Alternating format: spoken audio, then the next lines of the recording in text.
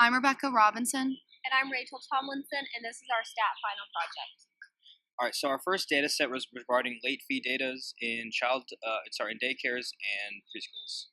So the data set shows 24 daycares and preschool centers and the mean numbers of parents who are charged with late fees and those who are not. The main variables here are the centers, the types of daycares / preschools, the late fee means, and the no late fee means. The research question is, does the implementation of a late fee policy at preschool / daycare facilities affect the share of late parents? So for our null hypothesis, we have the mean difference equals 0. And then for our alternative hypothesis, the mean difference does not equal 0. All right, so as you can see here, there are 24 different observed observations, each split up by the different types of school. So we have the private Christian, the private church, private non-church, and then the public schools.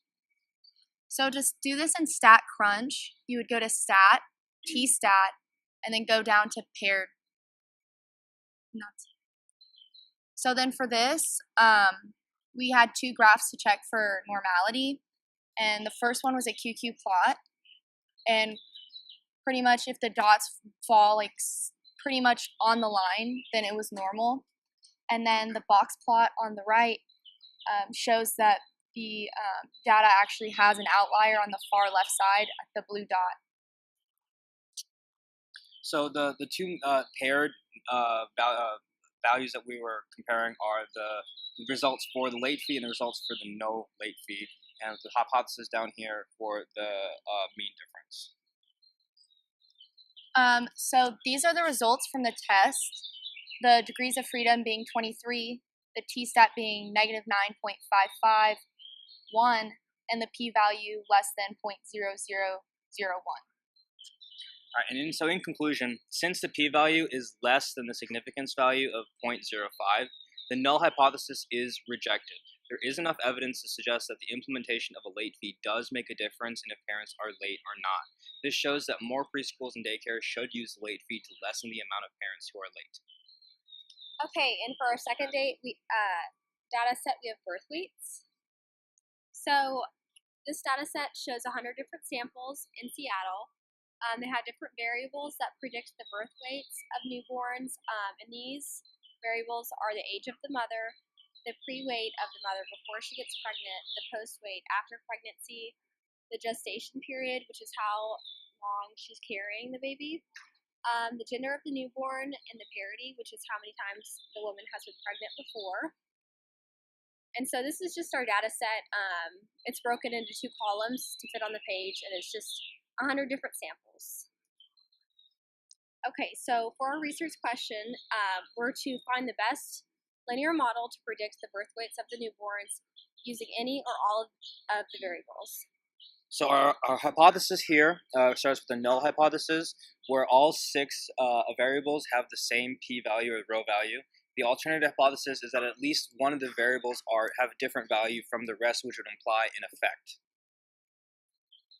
Okay, and before we get into our test, we want to check for normal distribution. So what we did is in StatCrunch, we took the residuals and we tested those for normality. And so on the left here, we have a histogram test, and we can tell it's normal because it starts slow, it has a max, and it ends low, and it appears roughly symmetrical.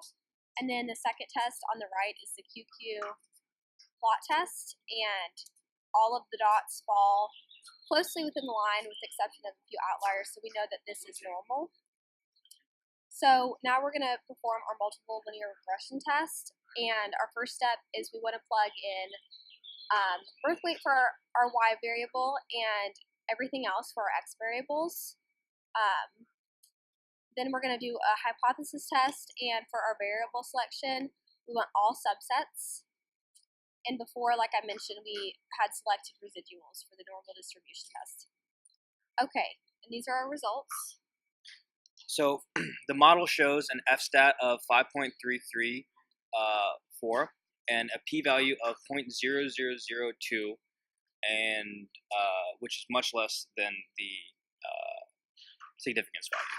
And it also shows our original equation here at the top where it says birth weight equals. That's just with all of the variables. We wanted to test with all of the variables just to see which ones we wanted to use.